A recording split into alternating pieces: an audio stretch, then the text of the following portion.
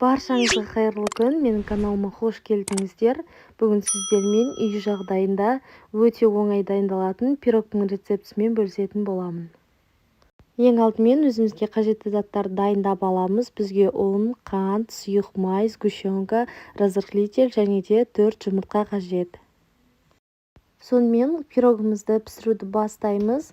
Таза құрғақсымызға 4 жұмыртқаны кезек-кезек осылай жарып, оның үстінен қант қосып, әппақ болып көпіргенше миксерлейтін боламыз. Ең бірінші миксердің жай жылдамдығымен бастап, содан соң жылдамдығын арттыра отырып миксерлейміз. Біздің массамыз осылай әппақ болып көпірді.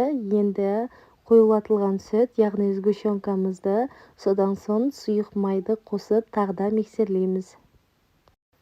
Оп-оңай үй жағдайында тез дайын болатын пирогтардың бірі. Әсіресе қонақ келген кезде не дайындарыңызды білмесеңіздер, дәл осы пирогты жасауға сіздерге кеңес беремін.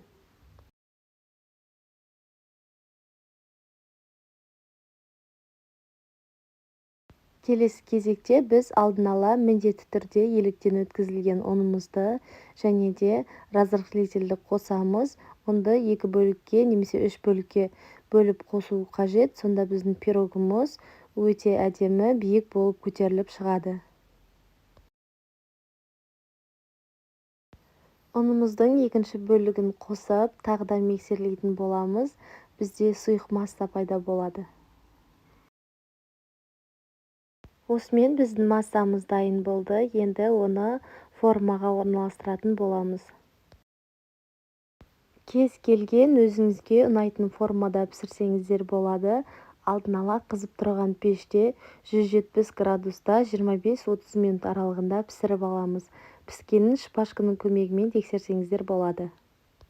Осымен біздің пирогымыз пісіп шықты. Енді оның бетіне қоюлатылған сүт, яғни сгущенкадан 2-3 ас қасық, немесе одан да көп қосқыларыңыз келсе, қоссаңыздар болады. Осылай қасықтың көмегімен барлық жеріне жағып шығамыз. Келесі кезекте осылай орехты ұсақтап, видеода көрсетілгендей етіп, пирогтың шетіне сеуіп шықтым.